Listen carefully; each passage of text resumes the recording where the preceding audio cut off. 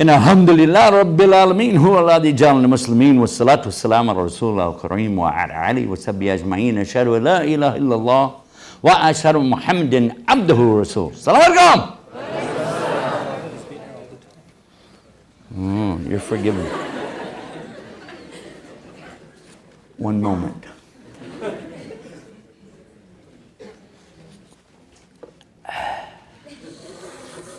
Coffee. Alhamdulillah. We have a program today, and it looks like some of you showed up for it, but just to be sure, I'll check and see. Is anybody that's not here yet, raise your hand. I know, I used that joke yesterday. Limited repertoire. So they got an extra room today, by the way. They have a room just for ladies over here if you wanted to get away from these smelly old men. And then they got another room upstairs for more folks up there. So I think you didn't have to turn anybody away now, right? Because we still got people coming in the door out here.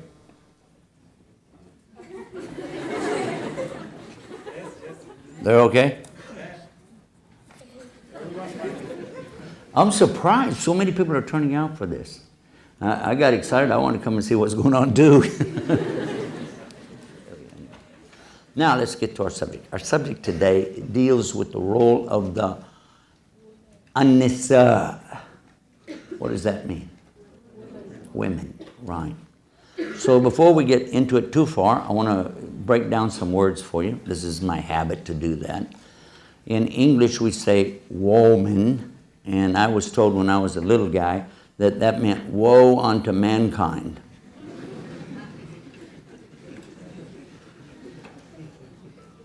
And you see, I didn't laugh. My sisters trained me well. I don't laugh at those kind of jokes. Smile only. But anyhow. But that's okay, because they also said human meant, a colored man. That human beings had color in them. They said that was human. So they had a lot of crazy stuff they used to say. But in Arabic, it's not about making up stuff and joking around. It's serious. Because the word for a male is rajul. And for a female, nisa. So it's clearly they're what?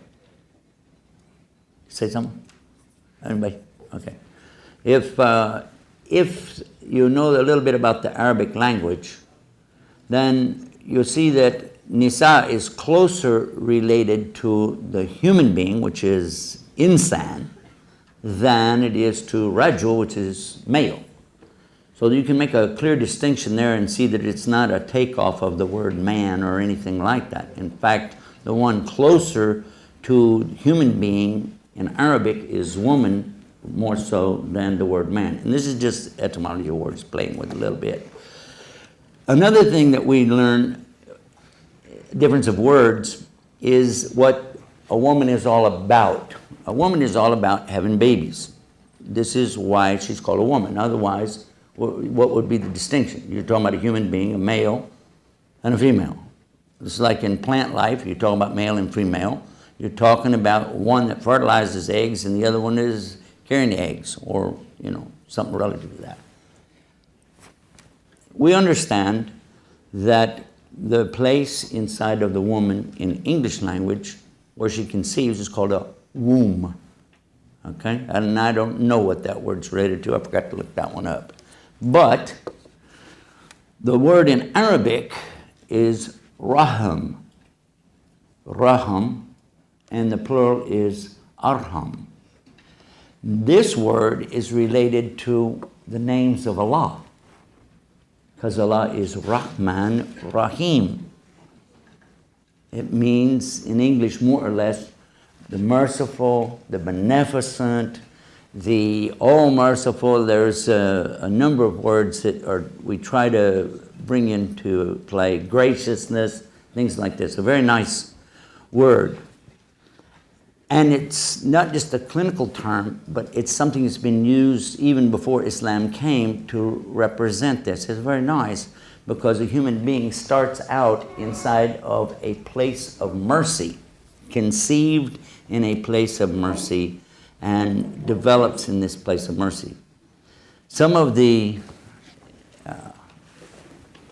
embryologists, scientists that have studied some things about Islam, learned the Arabic language, tried to read from the Quran to get a better understanding about these subjects, they were amazed at this, and some of them even offered that we should use words, especially for Muslims who are studying the subject, just use the words from Arabic. Why make up new words for something that was named 1,400 years ago and very appropriately named at the same time?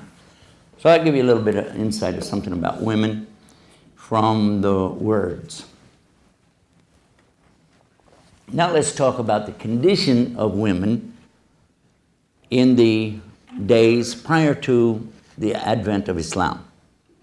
Now, so most of you have heard of something called Jahiliyyah. How many know what I'm talking about, Jahiliyyah? Okay, but about half of you don't, though. So I better talk about that. Jahiliyyah, this is called the days of ignorance before Islam came. Everybody was in that in the Arabian Peninsula. Nobody was claiming anything about Islam or Quran or anything because it wasn't there yet. So they would be ignorant, certainly, of that and the teachings that go with it. Human beings in general were in ignorance, Jahiliyyah, and they were, at the best, low class, okay? And at the worst, you don't want to know. Alcoholism was prevalent everywhere. There was, it's so common that if anybody drank alcohol, it would be like, so what? Like drinking water. Fighting with each other was very, very common. Beating people up, killing people was common. Feuds between tribes and families was very common. Lying was not as prevalent maybe as it is in some places today, but they did have lying going on. But it was really bad with stealing. Stealing was a horrible thing in those days. But the treatment of women specifically, you cannot believe it. When we hear about it, we can't believe people would do this to anybody. But they treated the women as though they were less than the animals that they drove to pasture. The women, not only did they beat them and abuse them, they killed them. When a little girl was born to a family, it was considered such a disgrace that they would take the girl, little baby girl to the desert and bury her alive. And considered it something macho to do that, because it was considered a weakness to have women. If you had males, good. Women, bad. That was the attitude they had. It doesn't really make sense. If you even think about it just for 1 second with logic, you can see that, are you stupid? Where did you come from? You came from a woman. And there wouldn't be any more children if you don't have women. How can you do this? But many of them did. Not all of them, of course, but many of them did that. And as regards the relationship of a man and a woman, although they might have called it zawaj or marriage, it really wasn't like any kind of marriage that we know about, because there was no limit on how many they could have. As many as you want, because they were treated more like sheep or cattle. If you got a lot of them, macho guy, rich. And they could buy them, sell them, trade them, give them as gifts to each other.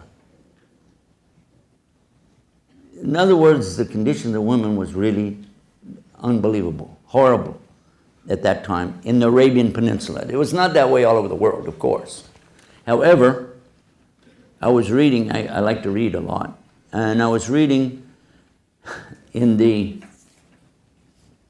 Encyclopedia of Events of the Catholic Church, and it turns out during that same century, that's called the 7th century, the 600s is the 7th century, and it says that at that same time they were holding or convening a conference, a council, to decide whether or not women even had a soul. And this was taken from some of the verses they had in their book of Genesis, dealing with blaming Eve for everything that went wrong. In other words, they're saying the devil came to Eve and she succumbed, and then she goes and entices her husband to partake of this fruit, and because of that they fall out of heaven, and so it's all her fault. And then there's even some verses in there talking about the curse that's going to be on this woman and on her offspring, and the curse of the monthly cycles, and the pain and the agony of childbirth, and the curse on, but it doesn't say any curse on Adam. It's all on her, blaming her. For those of you that know that Islam, Judaism, and Christianity have quite a bit in common, I will share with you this is not one of the things that we share in common. We were talking about the condition of the women prior to Islam coming. One of the things they didn't have was the right to speak up in public. If they did, they could be seriously abused. Another thing was there was no such thing as voting. This didn't happen like that. Certain tribal members or representatives of a tribe, males, only males, could, of course, voice their opinions about things and influence the decisions of the grand modulus or something like that, but not the women.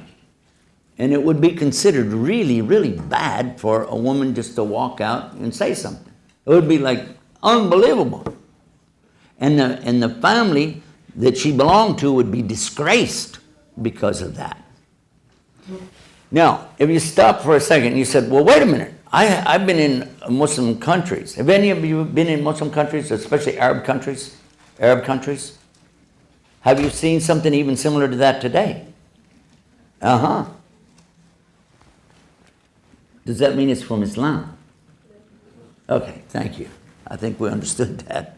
Because just because you see something, you don't, and it's from Muslims or in a Muslim country, don't think that that's Islam saying that.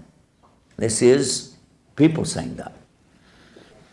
Okay, now let us come to something more specific. Let's talk about what are the rights of a woman in Islam.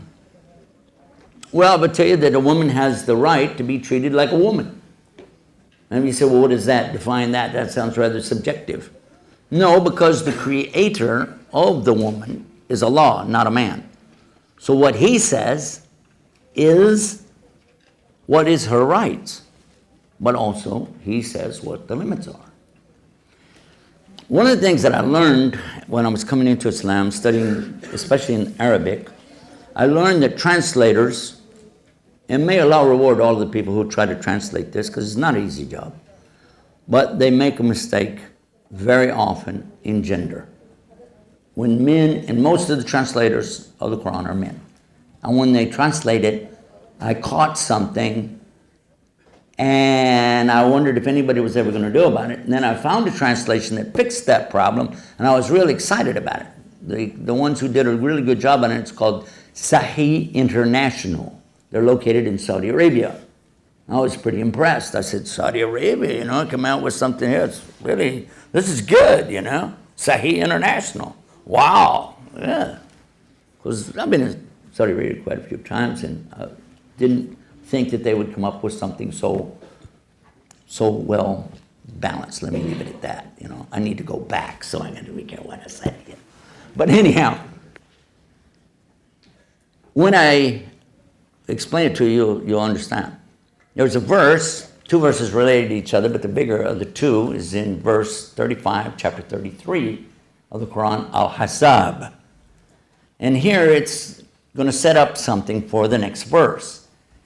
And it says about the Muslim man and woman, the believing man and woman, the fasting man and woman, the patient man and woman. How many of you heard about this one? You know which one I'm talking about? Now, did I say something wrong or right? No, I said it wrong. You're like me, you read it and you just think, oh, this is what it says. But it said, Muslimin wa Muslimat, Mu'minina wa Mu'minat, Sabrina wa Sabra. The point, it's saying the full name for the man and the full name for the woman. But when we translate it, we just say, the man who does so-and-so and the woman. And the man who does so-and-so and the woman. And the man, And the whole point of the verse, if you read the next verse, you'll see that it was to show you that a man and a woman both have the same distinction in front of Allah.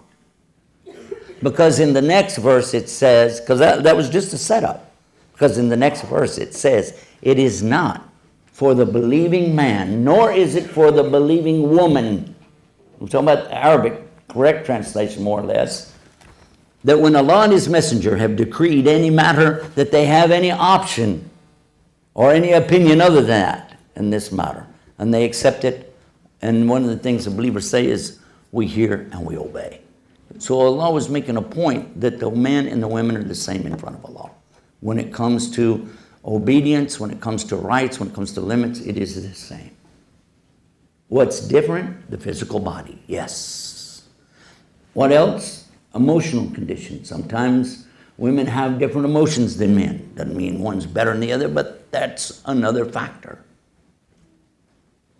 But as far as being intellectual more than one over the other, that's not true. We know that today anyway. Also, that a man can't do certain things that a woman can do, this is known. Men don't give birth, they don't have babies. In fact, my wife told me that after she had our first baby, she said, if a man had to go through the pain, she was making fun of men not being able to take much pain. She said if a man had to go through the pain of giving birth, and Adam had to give birth to Eve, there had never been another child. I don't know. You don't want to know. You're right. She said that right. I don't want to know.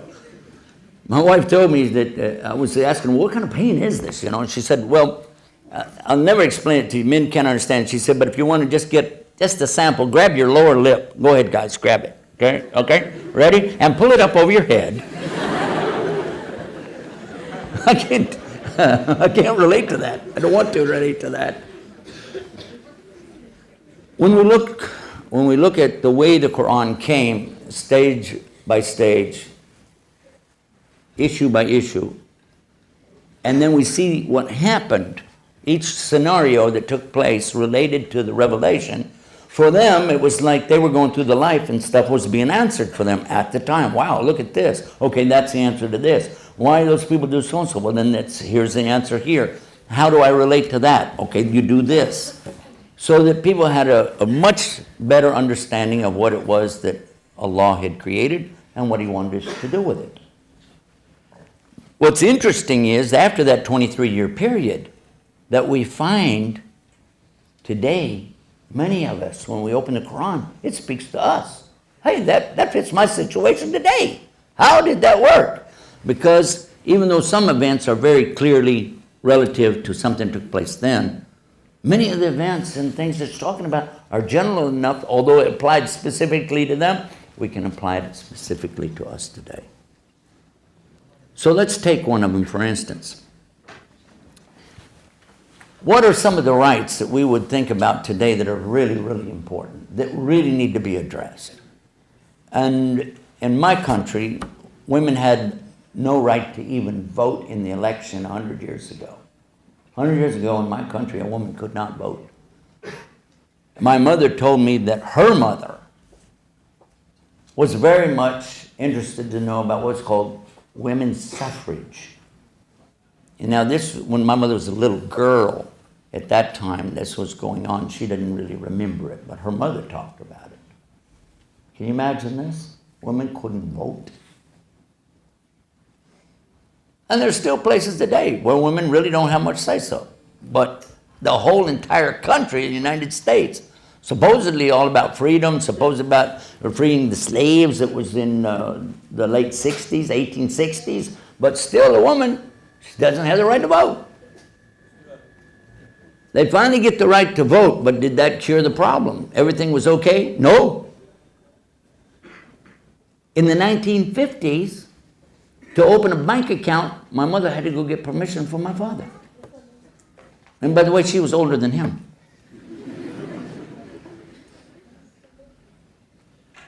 And when she wanted to buy or sell a piece of real estate, not only he had to sign it, he had to sign on the top line. And if he wanted to sell any of her real estate, he didn't have to take her permission. She'd have to really fight in court to try to get anything out of the sale of something if a man wanted to do that. I know about this because my parents owned real estate. They dealt with real estate, and I can remember issues coming up when mothers have to call him and say, come over here and sign this thing, please, hurry. And, you know, things have to be notarized. It has to be his signature. And he didn't have anything to do with the property, except that he was the husband. Then, even into the 1960s, we still had the problem in some states that a woman couldn't buy a life insurance policy without the permission of her father or her husband. So, oppression is in many ways and in many places. And unfortunately, a lot of things that come out in the news front page aren't necessarily the big issues to you and I. The things that we'd like to see corrected don't make it there until it's noteworthy to somebody else. But in the case of Islam, it's not based on human beings. It's based on what Allah is revealing to the people.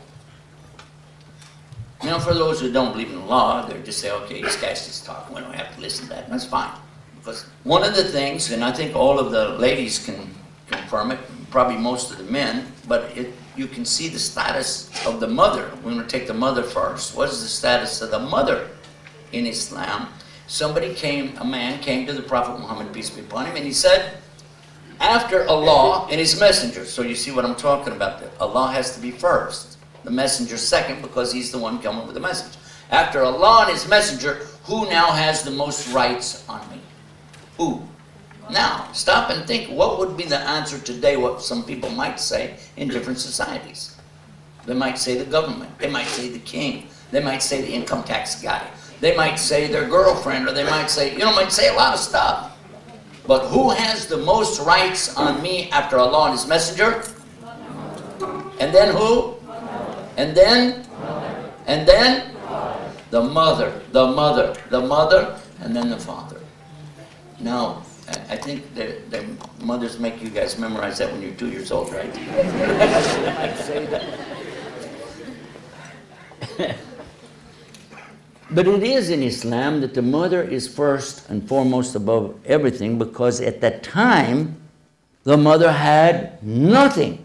So this was another thing that came in the face of these people looking like, come on, how am I going to go to a religion like that? No way. Give them another excuse. No, this is not what we do here. It was another excuse to reject it. Another thing, when they started talking about a newborn baby, we talked about the mother gives birth. Let's say she has a little boy. Whoa, let's get out here. We're going to slaughter a bunch of sheep, camels, feed everybody, bring all the tribes together, big celebration. Another macho male born to my clan. But then, what if she has a girl? Ugh. And they have an expression in Arabic, they become yellow-faced. It means, oh. And this was their attitude, serious attitude, to the extent that many of them would take this newborn girl to the desert, according to their custom, and bury her alive in the hot burning sands. Something so disgraceful to a Muslim that one of them who had actually done this thing, after Islam came, he was recounting that and crying about it. And actually the story is that he was crying and then he laughed, and they went to him and they said, "Oh, Amir al-Mu'mineen," he was the leader of the Muslims at that time, "we saw you laugh and we saw you cry.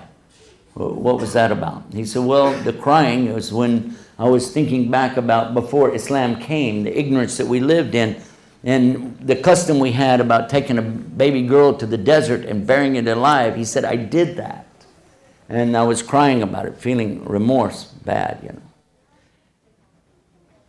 He said, but then I remembered something else that we had as ignorance too, that we used to worship just whatever, as a god. And when the people used to come to Mecca with their gods to worship and go around the Kaaba and do all their stuff, some people came and I didn't have a god and I wanted to worship something, but I had some rutab. Rutab is the dates that are still on the stick. He said, so I formed it up and made a god out of it and I was worshiping it. But then later I got hungry, so I ate it.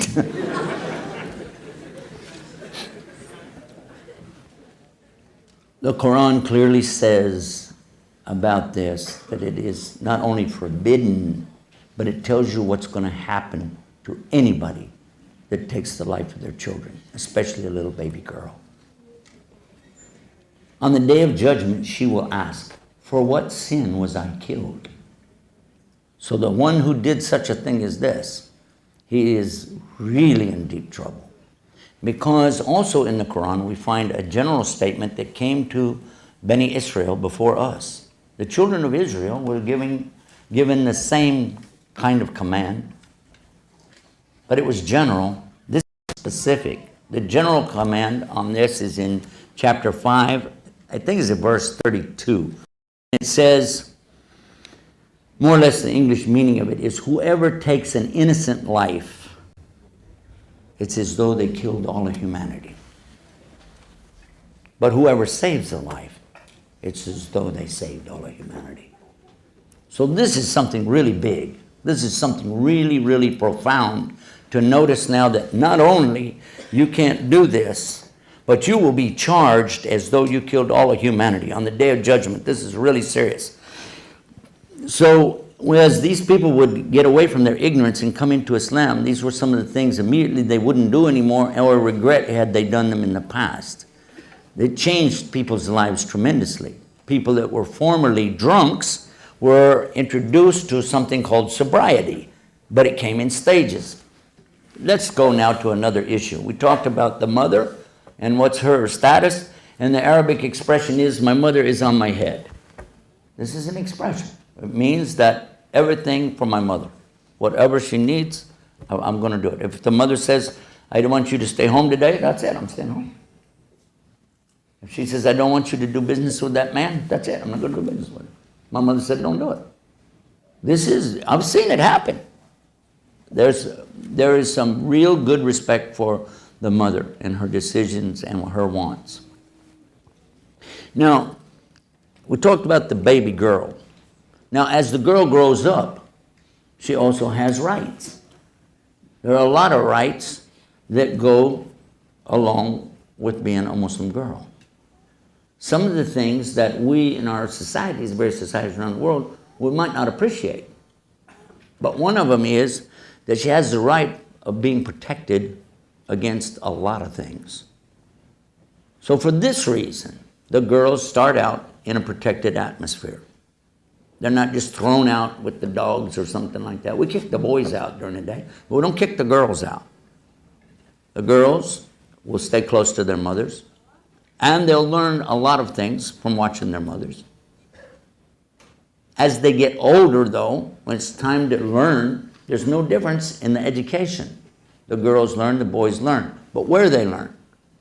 Because it's easier, especially for the mother, to teach the girls at home than it is to send them out and then wonder if they're okay. So when they're small, this will be the case.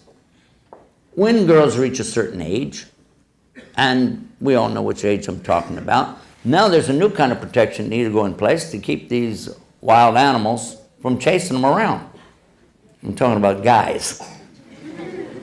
So if she goes somewhere, then we want to have her father with her, her brother with her, an uncle, somebody who will keep a close watch to make sure that somebody doesn't get overly excited.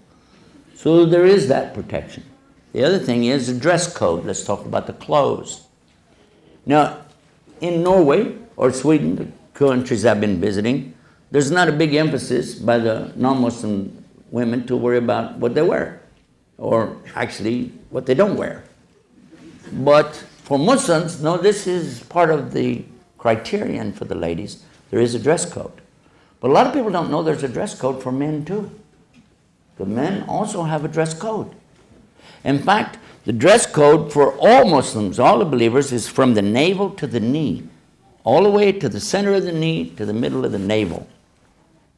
Has to be covered up. And that's all the time. Even just lounging around the house, this needs to be covered up. So, and by the way, for the men, that upper area is to be covered anytime he does his prayers. And it's preferred when he's running around if he has a garment to wear, because in those days people were pretty poor. Having two garments would be a luxury to some people. But if he has an upper garment, he should wear it. We learned that. As far as wearing any footwear, that's going to be kind of obvious. If you run around with no shoes on, what happens to your feet? So that's not really mentioned that much as far as, being an obligation. It's common sense to cover your feet. But now, whenever there's going to be a strange man around, then the woman is to cover up, and it's telling her more than just covering up in general. It tells her how to cover up. This is in chapter 24, verse 31. Again, though, men very frequently don't refer to the verse before it. So we're going to go there first, and then we'll come to 31. Verse 30 says to Muhammad, peace be upon him, tell the believing men to lower their gaze. And the phrase here is very clear, not to be checking out the women. That's exactly the idea of, hey, baby, all right. Nope. It is, if you look to say something like that, that's okay. They have what they call the first glance is permissible in Islam.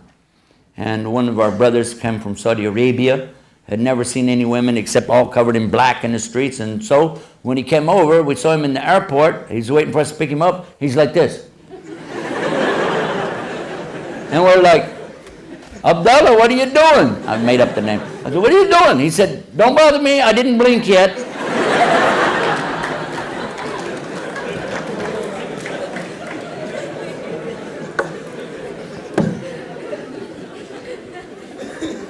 That's not true. I made it up. But we do seem, some of our brothers that seem to forget that the ladies, they're a treasure. The women are a treasure to Allah and to the believers. And they're to be regarded as such. And not to be insulted, not to be put down, not to be treated in a bad way. We have a responsibility to remember that. And you think that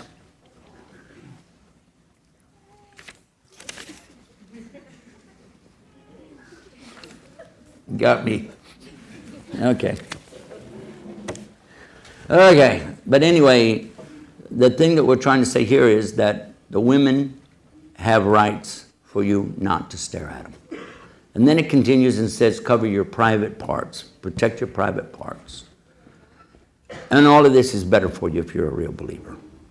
The next verse tells the believing women, because the prophet is told now by Allah, tell the believing women to lower their gaze. Same thing. Guard their private parts. Same thing.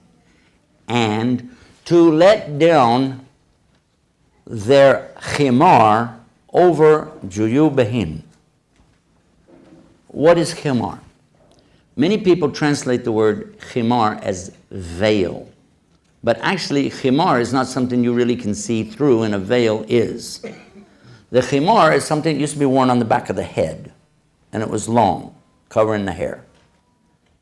So here it's being said to, in this case now, let it down over the front too, because juyubahin is from like jade, pocket. It means the crease between the breasts. Cover up.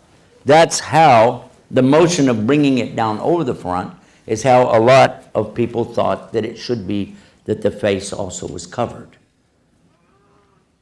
Now, after that though, one of the imams, which was Imam Ahmad ibn Hanbal, was asked about this, how should it be?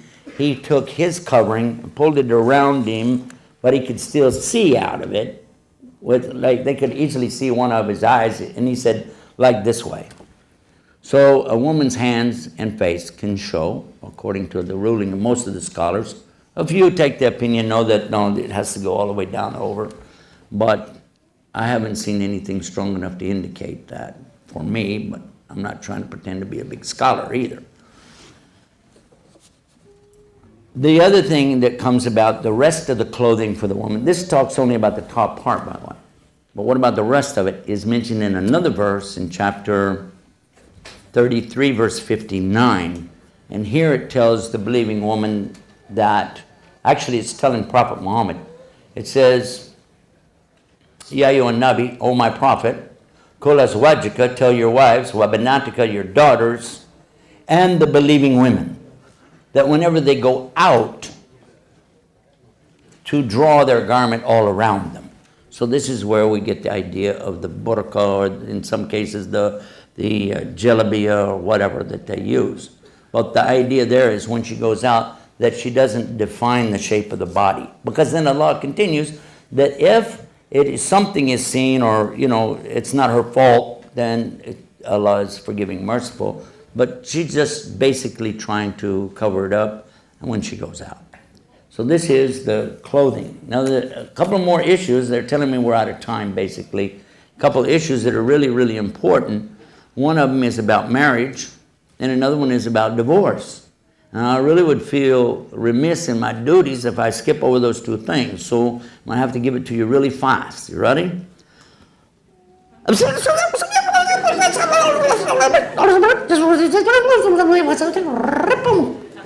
Okay? Now, when you get home, slow that down and you'll get the whole story. And I am going to refer to it, inshallah. The first part is about marriage. We're going to look to a chapter. There's a chapter in the Quran called An-Nisa, that is the women. So it makes sense if you have a woman question, look in that chapter. It's not the only place it talks about women. It's not the only place it talks about marriage. It's not the only place it talks about divorce.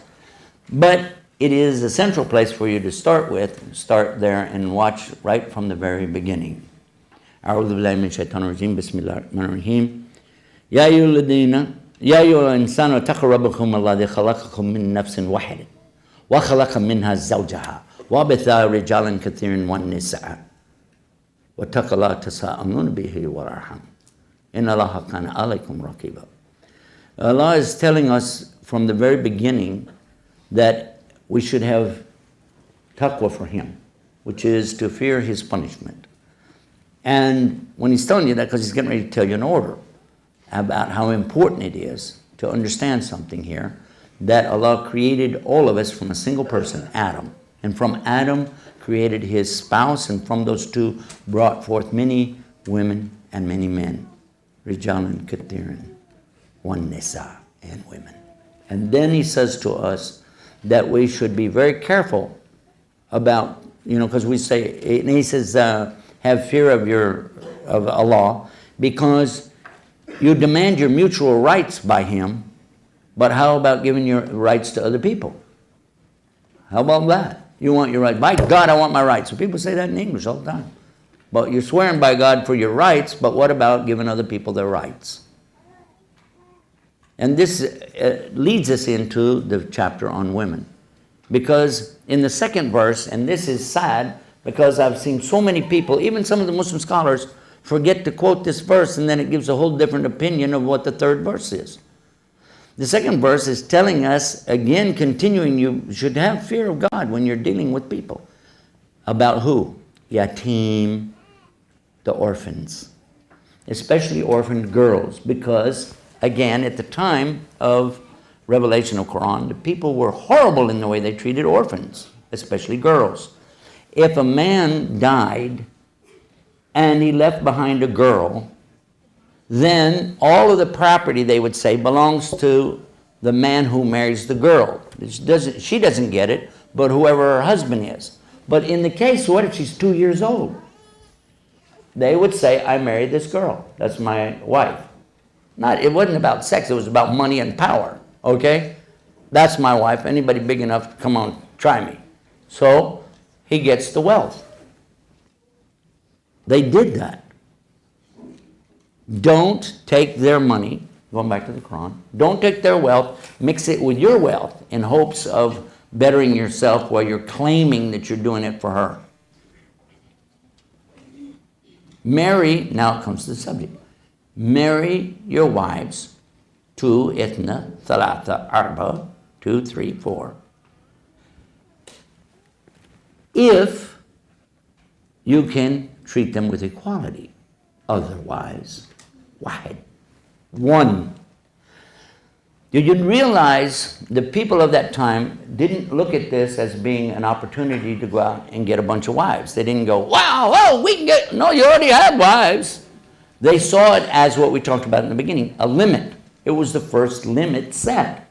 You can't have more than 4. And some of these companions of Muhammad had more than 4 wives. They were forced to do something about that. They had to find another place for them. They had to help them either get married, whatever, but they couldn't have 4 wives unless they could treat them equally. Then how do you treat 4 women equally? Who here can imagine such a thing? And then it says only 1. These limits were strange to them. Very strange. What are you talking about? I have to treat them equally. Like what? If a woman married to you has a nice car and a nice home, nice clothes, now you say, well, I'd like to get another wife. Even at that time, it meant you had to get another home like that, another car like that, and set her up the same way, yes or no? Otherwise, you're abusing her rights. Well, I don't know how financially well off you are, but for me, of course, I'm lucky anyway. My wife told me when we got married that 1 woman from Texas is equal to 4 from anywhere else. You already have your limit.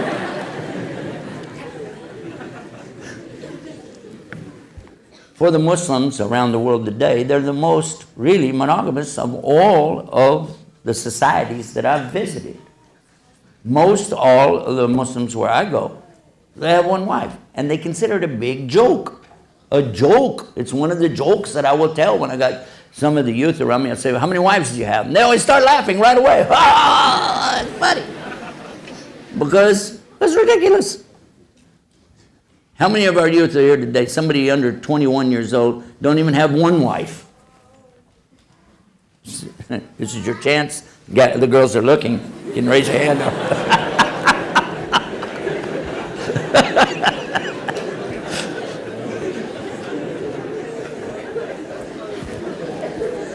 But anyway, so we can go into that in the question and answer portion of the program, I think more detail, but I wanted to touch on that so we could look at that, because you take that out of context, it has a different meaning. That was in the very beginning of Surah An-Nisa. Let's jump up a few verses, verse 19. O you who believe, you cannot inherit women against their will. So this stopped something else that they used to do, forced marriages. Now you say, well, wait a minute, I heard that Islam is all about forced marriages. We hear that all the time. You see it on the internet, see it in the newspaper, and other places where you keep your garbage. I couldn't resist that one. But it's true that some people do this, but it's in direct violation of that order. Women cannot be forced into anything according to Islam. If you do it, you will pay a great penalty with the law, a serious penalty with the law. And if you don't believe it, wait, and go look up this word in Arabic, istidraj. Go ask somebody that knows Arabic what that means. You'll find out. You don't want it. Don't ever take away anybody's rights, especially in a case like this. And that verse clarifies even more the first verse that I read to you, the one about the orphans. Moving forward, another verse, I have to skip over a lot because of the time. Another verse that's again misquoted says, and you'll find it on the internet and in articles attacking Muslims, it says, in their book, it says, beat your wives. You heard that? I don't know about you guys, where you come from, but in Texas, my wife has a big iron skillet that hangs on the wall. Her sister, this is a tradition in her family, her sister gave it to her when we got married. I said, that's an old iron skillet. You should have Teflon. You can cook on it a lot easier. She said, it ain't for cooking.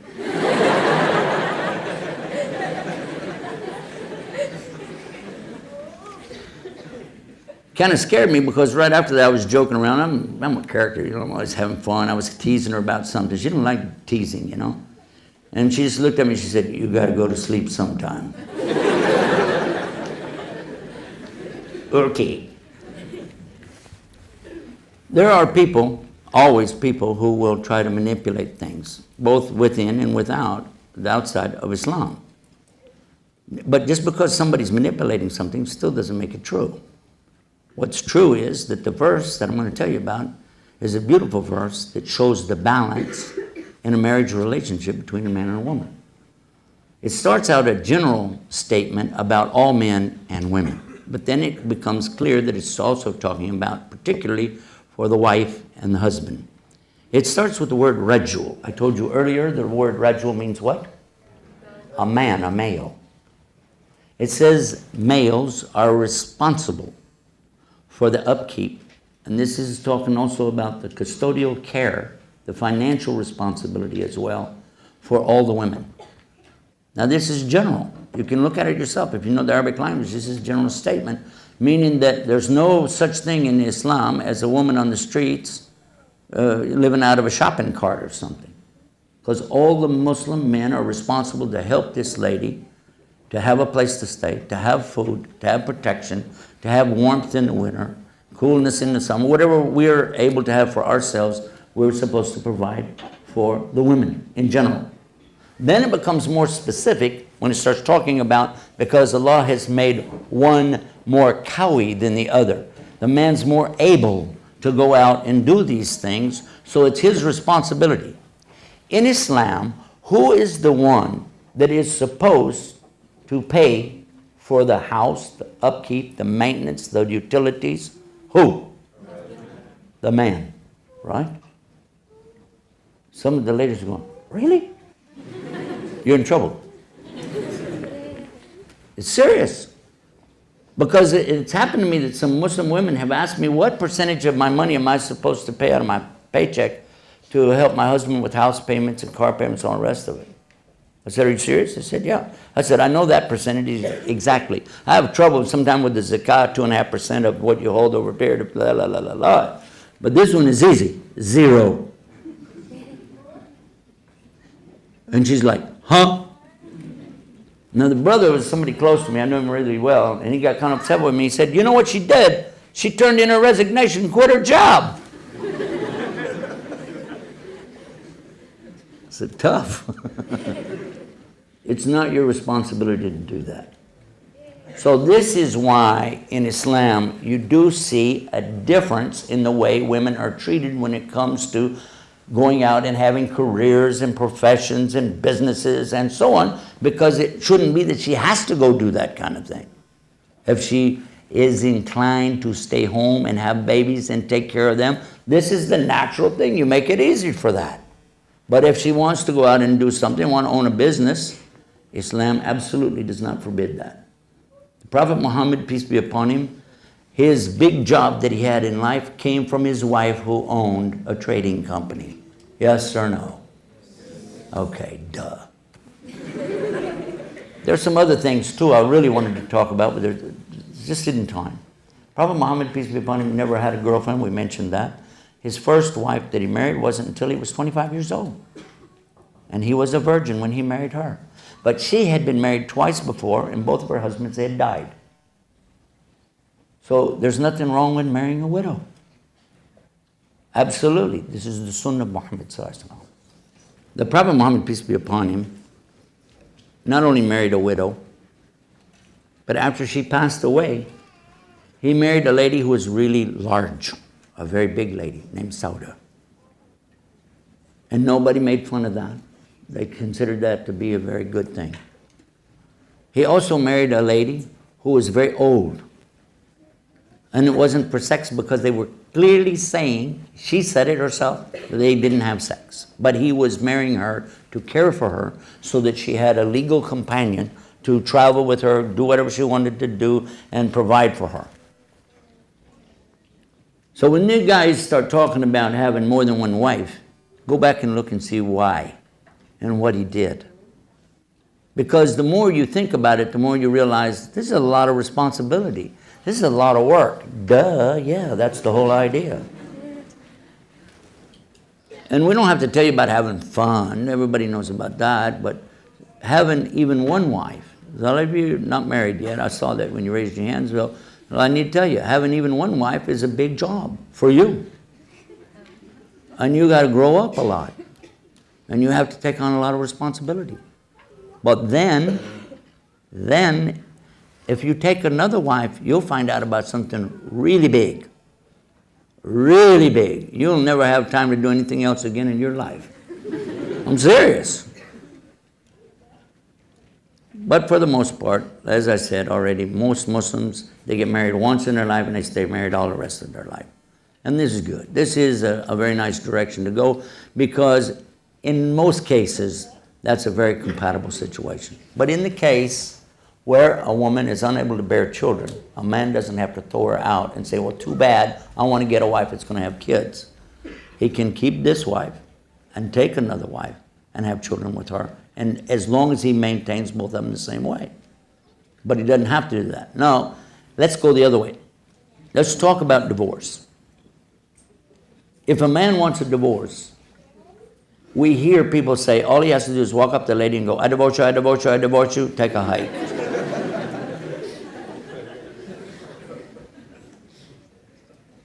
Steve Martin even made fun of Islam when he did one of his things about that. But that's okay. The fact is, the Prophet Muhammad, peace be upon him, said, a man did that. And they said, so is he divorced from his wife? He said, yeah, he is, but he's sure not from us. He wants to be divorced, okay, but he's not from us, not that way. Because a woman needs to know what's going on.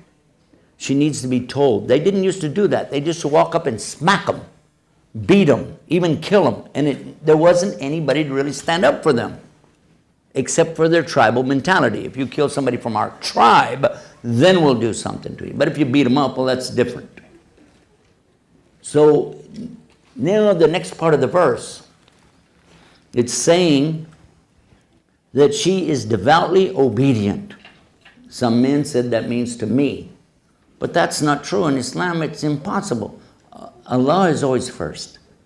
Obedience here is first to Allah and to His book and to His messenger. Nobody's asking her to take on this guy as a god. And then the next thing it says, on the part of those whom you see, not suspect. That was a really bad thing one of the translators did when he said suspect. Because if you read another part of the Quran, you'll find that suspicion is forbidden in Islam. And it's clear you've observed that there is something called nushuz. Nushuzahunna. Now this nushuz means something literally in Arabic that is so out of place, it's bizarre. Something bizarre, something really bad, without describing it. But the implication is clear that it's leading towards something immoral, but something really bad. But it doesn't say what, so leave it at nushuza. In this case, admonish her. Why does it say that? Because their habit was just beat her up. Just beat her. But it says admonish her. But then to be sure that he understood it, that, okay, I'm mad at you, you got to stop doing that, now I'm going to punch you out. No, because the next thing after that it says, leave their beds, meaning not to have intercourse with her. What does that mean? Well, that's going to be at least 24 hours, isn't it? So he's got time to calm down. Calm down and get over it. So that he doesn't react to whatever it was she did in a violent way.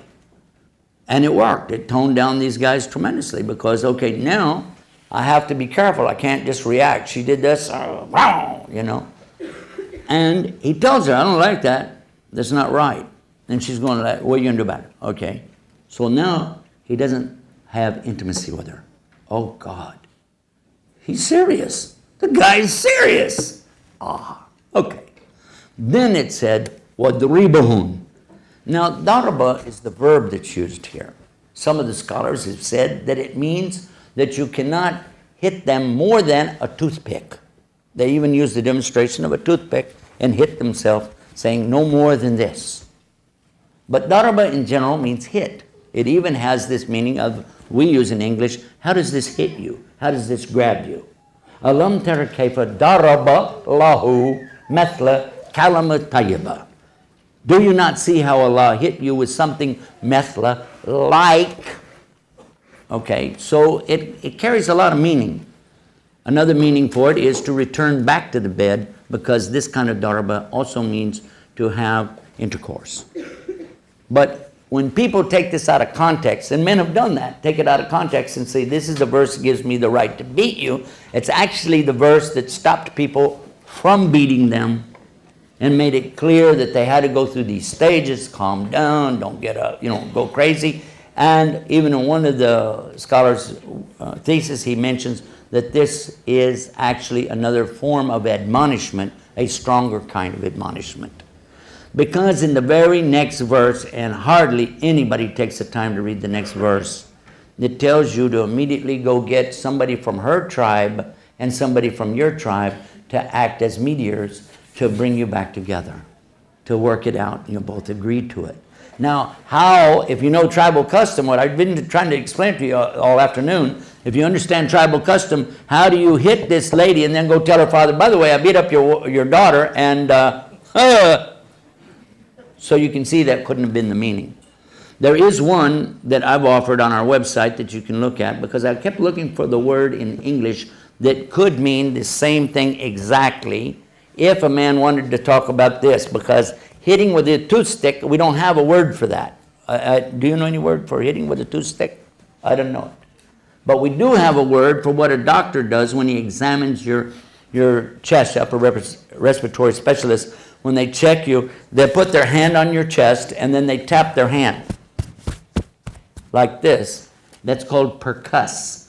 And that's about as strong as any of the scholars have ever said. So if you want to look it up and see, we have it on a website. You can find it for yourself. The subject of divorce, I'm going to have to let it go for now, as well as some of the other topics that are related to the women in Islam. But I do encourage you to get the questions written up in one way or the other. We're going to try to take care of all of that. And you're welcome to stick around if you want to, and we're going to come back with some more of this, inshallah, God willing. I ask Allah forgive me for any mistakes, and I hope that we didn't confuse you, or maybe at least we amused you, right? Subhanakallahumma hamdik, ashhadu an la ilaha illa anta, astaghfiruka wa atubu ilaik.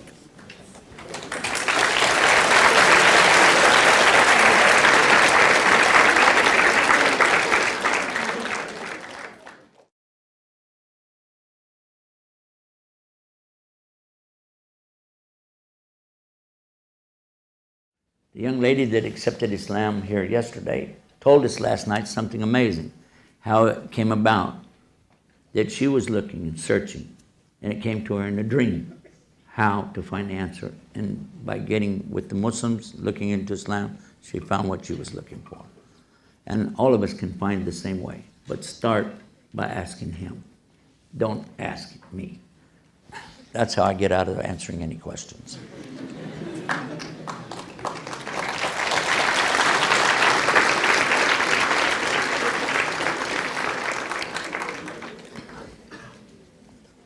Okay, I know you're not going to let me escape that easy, right?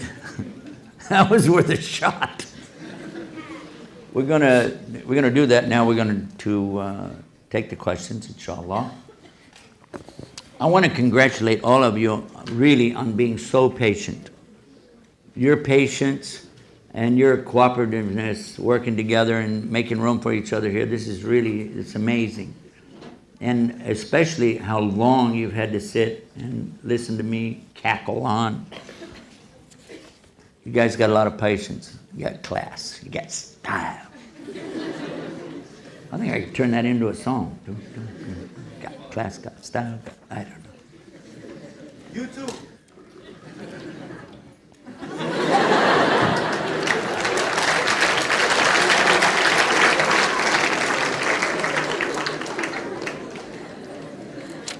By the way, I heard they're replacing Jay Leno, and never mind.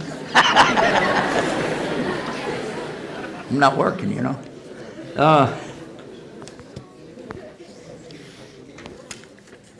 I've got a nice surprise for you, but I'm going to save that for a few minutes because I'm going to try to take a couple of questions. Yeah, some of these are not really pertaining to our topic. I think a couple of these you can just ask your imam, your local imam, and in some of these cases he'll smack you, and you deserve it. But in most cases, I think, some of the stuff you say, come on, man. It's about circumcision. This is the removal of the foreflesh on males. That is what Islam is talking about. And if anybody is doing anything to the females, this was not from the Quran that I know about. No. If women, some women do something like that of their choice and they think that's cool, I guess that's up to them, but it's never been anything mandated for women. So if you hear about this, I will tell you that it was a practice in Africa long before Islam came, and it's still a practice amongst some Muslim women who live there, but it's not coming from Islam. I think it's coming from their long history of doing that.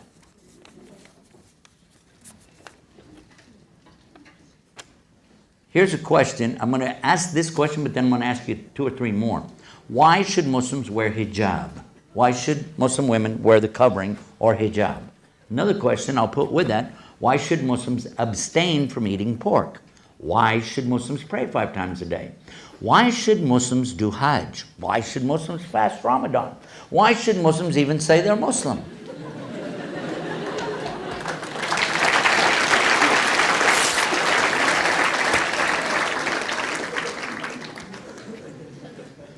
If you're a Muslim, you already know the answer. If you're not, you don't need to worry about it. Isn't that true? Nobody's asking the non-Muslims to wear hijab, are they? Because this is the identity of the believer. It's also the identity of the good Christian women and the good Jewish women as well. Even today, the best of the Jewish women, you'll find them, they cover. You didn't know that? Before I came here, I was in New York. There's plenty of Jewish women there.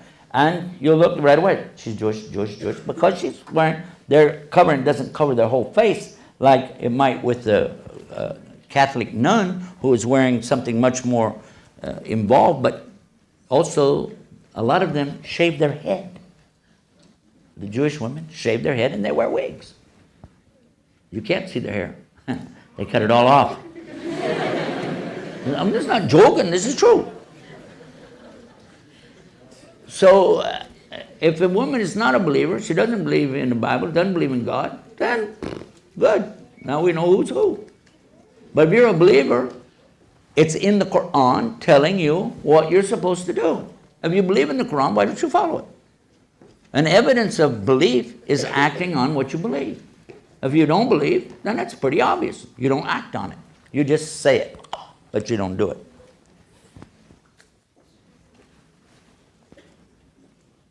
Okay. Here's one that's asking the question, why are men separated from women?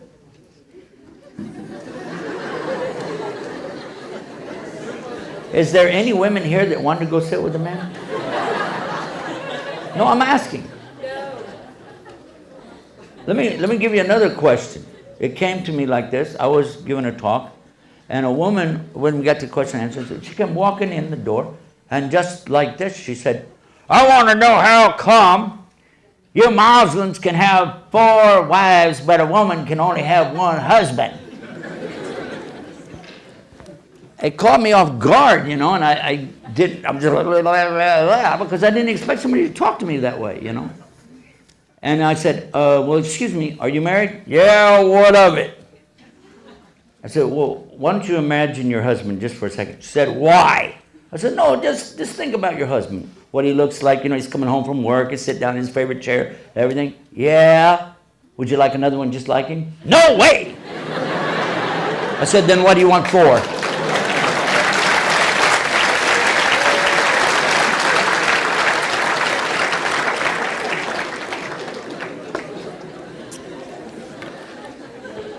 Of course, then I had to give the regular answer, but just, it was pretty harsh. Another harsh one came in to me one time. Again, it's question and answers. A woman, it was in university, a woman came in the door, and an older woman, and by the way, she was dressed very conservatively. And she pointed at the Muslim sisters. She said, I want to know how come they're dressed like that. And I'm like, huh?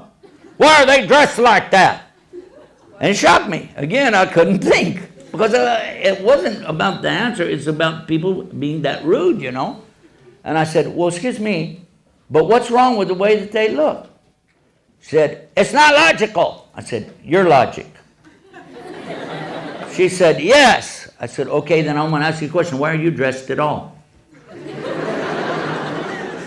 She got angry. She said, what?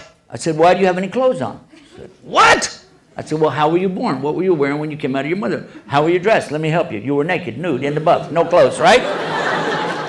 She's like, oh.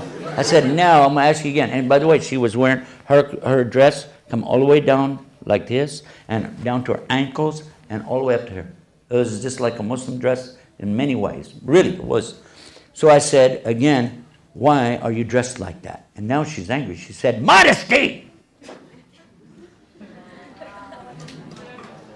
I said, now ask these ladies why they're dressed like that. You'll get the exact same answer.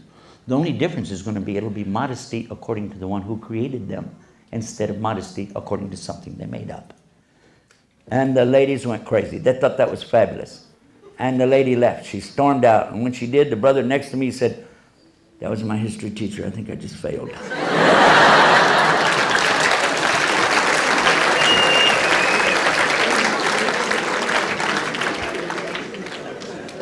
She was a very fair lady. She did not fail him. He got a very good grade, by the way. But why do the women and men separate? And it's very simple. In many cases, throughout history, we know that men have taken advantage of women in many different ways. Not the least of which is just to stare at them and make them feel uncomfortable. Also, when they pass by men, men will touch them in a way that you can't really say, hey, that man, no, just passing by, you know. Hey, just, you know, like, hey. Men do that, and that's not new. You don't have to be from Italy to do that.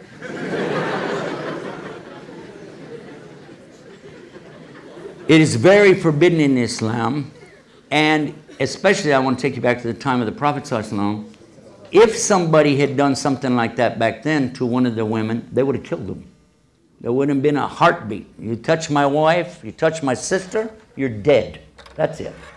So there has to be a balance, a good balance.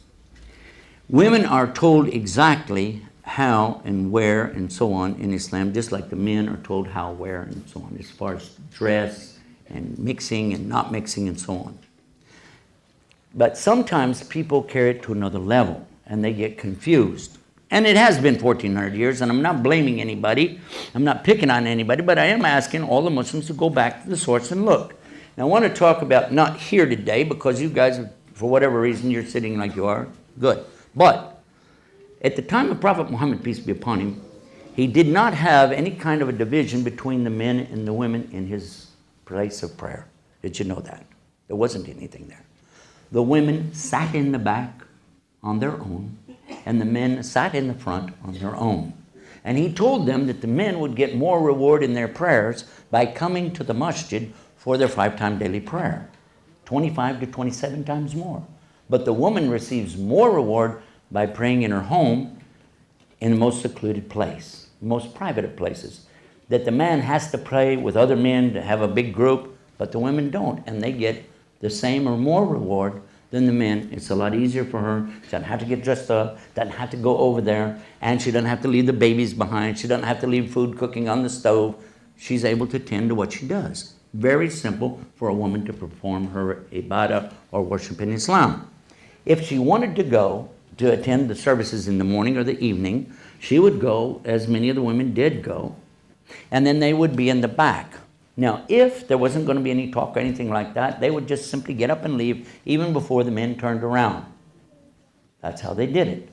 Today, we've added something. You can see these artificial lights in here that are so bright that there's no way, in any time, day or night, that a woman would have the advantage of this kind of covering, because they used to have that there was darkness and they could slip in, slip out. You might say, oh, there's some women over there, but you didn't know who or what, and they didn't have to worry about what they had on. But today, it's very difficult.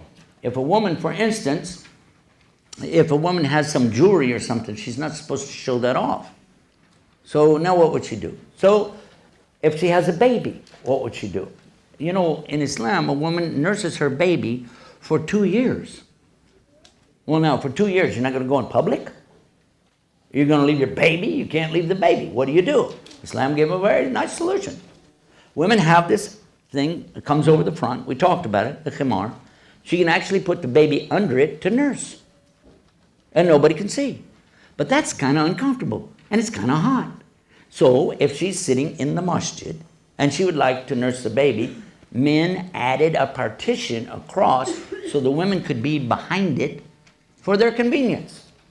Many of the women said, hey, this is great. After the prayer, I can take off my head covering and everything and kick back, and enjoy the program. And today we still do the same thing.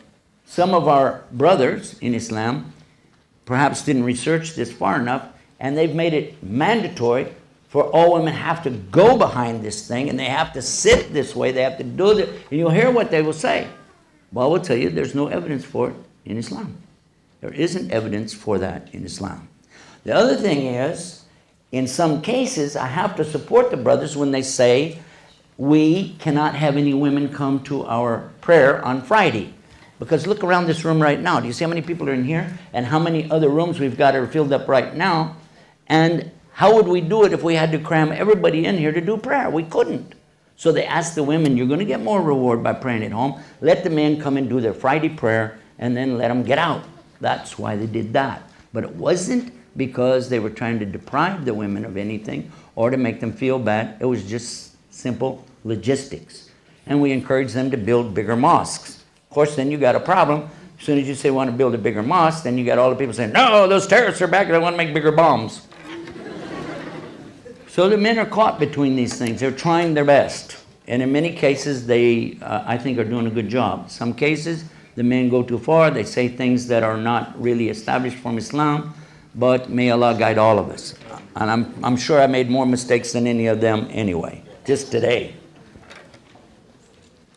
Almost out of time.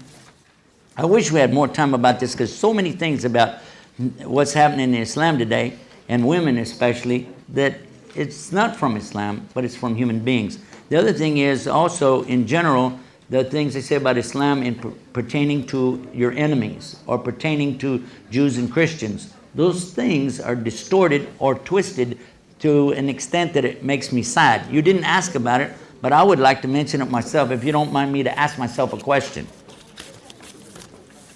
The question is, why does it say in the Quran that you can't have Jews and Christians as friends? And why does it say in the Quran to kill all the Jews and Christians? Why does it say that? The answer is it doesn't say anything like that in either case. These are things that are being twisted way out. In some cases, Muslims twisting it, and in some cases, non-Muslims twisting it. The first one is based on two words in Arabic that are mistranslated, bitana and awliya. Awliya, it says don't take for awliya. Awliya doesn't mean a friend. It means an ally, so that when you're in a war, you have allies, you know, like countries do today. And if somebody's not of your faith, you don't bring them into your wars with you. You don't bring them in as allies, because it's not fair for a Christian to defend the faith of Islam, is it?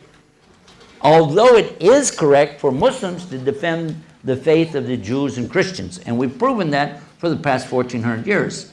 There's a pocket of Christians, we talked about it yesterday, who are living right now in Syria, who have been there all this time, surrounded totally by Muslims and protected by Muslims for all these times, still speaking the language of Jesus. And Mel Gibson had to go there to get the language from them for his movie Passion of Christ, because they're the only ones left on earth who still speak that language. And by the way, we have a prophecy saying that this is the place in Syria. We know that in Damascus, this is where Jesus is coming back. And that's the place where today the only people who speak his language are still there. Just thought that. Throw that in. There are many things. The word bitana. This means to have the inside lining of your coat. Who do you put close to you? This close. Close as your deodorant. Huh? Even from some Muslims, you don't make them your bitana. So you understand how that is. The reference that they say kill all the Jews and Christians, it doesn't even say Jews and Christians in it. It doesn't say Al-Kitab. What it says only, waqtuluhum. This is what it says. But it's in relation to the verse before it, using kittel, and they translate it as fight. The word was actually kittel. Kittel it actually means to kill. Fighting and killing like in combat. Because if you read it in context, you realize that you're fighting against people that are fighting you. Because it's telling you again a limit. They were limited. They used to kill everybody all the time in their open wars and feuds. But now it was saying you can't do that anymore. It says you can fight them if they fight you. That was the first time in 13 years they were allowed to start fighting. And it said fight them where they fight you. But if they stop, you have to stop. Otherwise you're the transgressor. Verily Allah does not love transgressors. Then in the next verse, and combat them in mortal combat, meaning to kill if they're killing you. Listen to this. And drive them out from where they drove you out. Ain't no Christians or Jews drove any Muslims out anywhere at that time. This was a specific verse about something that just happened. It was talking about the idolaters who were their own relatives that had driven them out of their homes, killed them, raped their women. It's saying now if they're fighting you, you can fight them back, get your land back. It says, and get your property back from them. Get your home back. Take it back. And it was talking about the people of Mecca. So when you stop in the middle of a verse and then add words that don't belong there, that's not Islam. I wish that we had time to do more of these. I really do. But in the meantime, I think what we can do is just tell you that your questions are good, really good questions. And some of these are not exactly on our topic. Some are personal. I don't like to ever do personal things in front of a whole crowd. It's not fair to you or the person that you're talking about. So I'm going to ask you to just consider this. If you will, write your questions down and then submit them to us at justaskislam.com. But before you do, go to searchforislam.com and type the keywords in to be sure we didn't already answer the question and make it simple for you. Searchforislam.com. Justaskislam.com. ScienceIslam.com, pertaining to the topic that we just had. And here's the one, I saved the best one for last. It's our newest website, really cool, islamswomen.com. There's no apostrophe, just put Islams with an S, women.com.